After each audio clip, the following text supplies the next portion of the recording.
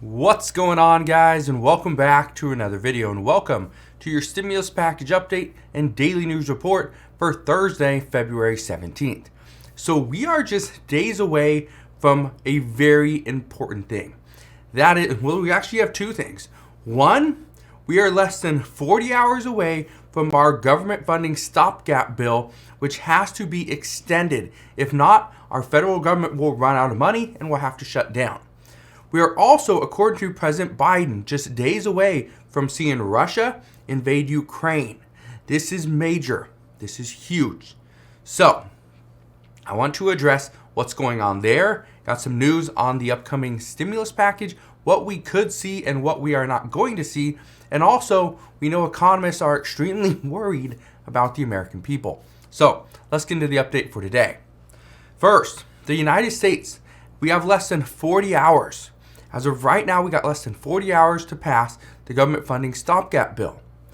One thing you need to understand, the Senate right now, they have to pass the exact same bill that was passed last week in the House of Representatives.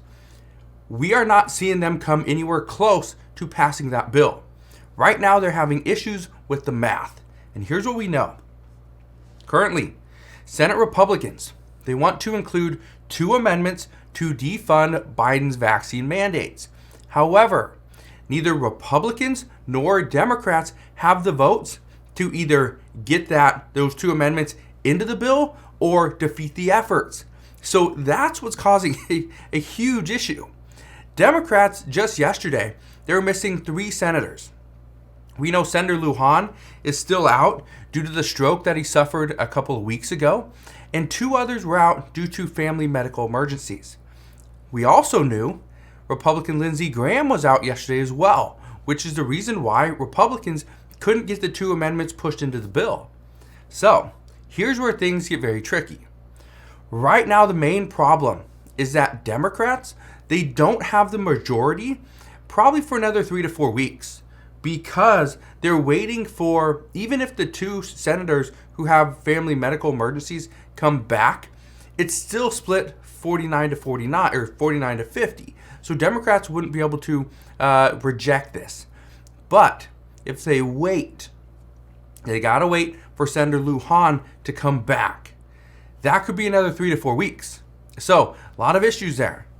What we are seeing right now is that we have until tomorrow night. The government funding deal, the continuing resolution, it expires tomorrow night at 11:59 p.m. Eastern Standard Time. At 12 a.m. Saturday, that's when the government would have to shut down.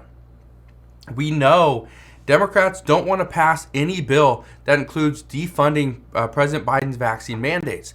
And this is why, according to experts, we could easily see a push past the deadline. We might not have a deal by tomorrow. And remember, and this is huge, even if we get something tomorrow, just keep this in mind, even if we get a deal tomorrow in the Senate, which I don't know if we will, but let's say we do, what happens then? The bill is going to be different, and if the bill is anything different than what the House of Representatives sent over, then that means the House of Representatives has to go back, they have to re-vote and pass the new bill. Guess what? The House of Representatives is currently in the middle of a 2-week recess. They went on recess last week, which means they're not coming back this week. They won't be back next week. But if they have to get called back in for an emergency session, Nancy Pelosi would do that. But that could take several days. So just understand, any changes could see the federal government shut down for a few days, maybe a week. We don't know. But that's creating a lot of concern.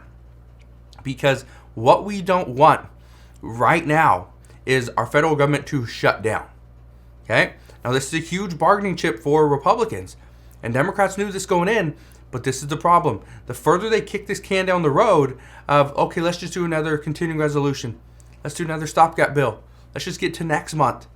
By pushing it and pushing it, what that's doing is it's giving Republicans more leverage. And that's what Democrats don't want. So we'll see. One thing that we do know is that the Senate is very unlikely to get too much done at this point. And not just regarding the government funding bill. I think eventually they're going to come with some type of agreement there. But right now the consensus is that the Senate should just kick the can down the road on most of President Biden's agenda. What we are seeing is that right now the Senate, they don't want to risk increasing the national debt, which obviously that's a good thing, right? We don't want to go further into debt, not this time. They don't want to hurt the American people any more than they have already by seeing inflation tick up. Now, Democrats aren't taking the full responsibility of this. And it's not just Democrats' responsibility. It's both Democrats and Republicans. Everybody, they contributed to our inflation to what it is right now. But in turn, Democrats are saying that they're worried that passing any additional bills could do just that. We could see inflation tick up. We could see, we add more to the national deficit. Things aren't great. So this means that any additional stimulus would need to be extremely targeted to get people back to work, people to help deal with COVID, and to fix our supply chain issues. Those are the three things, okay? Now we could throw in tackling the national deficit as well, but right now that's going to be the key. How do we tackle the national deficit? How do we lower inflation? How do we get people back to work? How do we deal with COVID? And how do we fix our supply chain issues? Well, this is what multiple senators are still floating. They're floating the idea of funding more programs through the Small Business Administration. Now, here's what I can tell you. They've discussed this in the past. They've discussed providing more funding to get employers to hire workers back at a faster rate and also give them more money. We saw this during the beginning and middle of the pandemic when airlines were getting billions and billions of dollars to not let people go. Keep people on, make sure you're paying them, make sure they're working, right? Because hopefully that would get people to travel. It would prevent the the airline from having to cancel all these flights, which eventually that's what happened anyway, right? But that's what some are discussing is how can we get more funding to businesses to give them, let's say we're not going to pay 100% of the wage, but maybe the federal government takes on the brunt of, okay, we'll pay, an extra $1 or $2 per hour to your employees. So the employer takes on the majority of the wage, let's say $10, $15, and the federal government takes on another $1 to $2. And then those are the two things that added up is the actual wage. Now it's possible. Now that's something they've discussed. Do I think there's a lot of support behind that? I don't know. It's really going to come down to would Republicans support it? I don't think Republicans would at this point because what was one of the things that they want to fight against? Higher inflation, adding to the national deficit. Well, you can't give employers more money from the federal government if there's no way to pay for it, which means you got to go and tax the rich because we can't tax people making under $400,000 per year because President Biden said, no, that's not going to happen. So they've also talked about allowing new funding to businesses that qualify and for free. They wouldn't have to pay this money back, which would be similar to the PPP funding that we saw in the beginning of the pandemic. Now, all this is being considered, but here's the thing, as an add-on to the omnibus bill. So this would likely mean more funding to help fight COVID, adding on to the omnibus bill to include something maybe for the SBA, right, to get people back to work.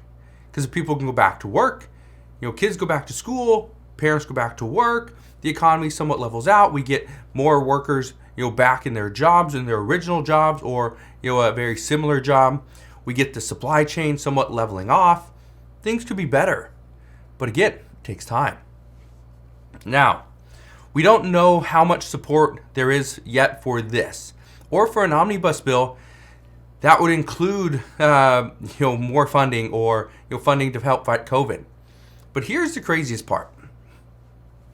The craziest part is that We are less than 2 days away from the government running out of money, shutting down. And lawmakers are discussing the next bill. The next bill. Not the current continuing resolution, the next bill. That's what's so crazy about this. But what I can tell you right now is that many economists believe that there is still more pain to come. Many expect the issues with Russia and Ukraine to really put a damper on our economy. Some anticipate that the Fed, they won't stop stimulus fast enough or haven't stopped it quick enough, and it's going to further impact our wallets. A few economists are predicting that Democrats will get the support that they need to pass parts of President Biden's Build Back Better Act, but they worry that the funding will be too targeted and it won't help the majority of Americans, which could ultimately lead to higher inflation in certain parts of the economy. So we'll see. But now that we're talking about Russia and Ukraine, let's just address what President Biden said earlier. Because this morning, President Biden said, and I quote, "Every indication that we have is that they are prepared to go into Ukraine, attack Ukraine. My sense is it will happen within the next several days." And he says this because he stated that Russia, and I quote, "is engaged in a false flag operation to have an excuse to go in," which simply means Russia is misusing the motivation behind why they're going to use military force. Again, it's false, right? Just false information. So what we see over the next few days could be huge. And I just want to warn you that if we do see Russia invade Ukraine, the expectation is gas and energy prices are going to increase. We are most likely going to see a lot of uncertainty moving forward, both in our markets, in our economy, right? We're going to have a lot of questions that we need answers to. Right now, I wish I could give you some answers. I wish I could tell you what's going to happen. But as of right now, honestly, nobody knows. So as we get any more information and updates, I promise I will bring you those as soon as possible. Just want to thank you guys for watching. Have a wonderful rest of your day. Consider subscribing, and I'll see you guys on the next one.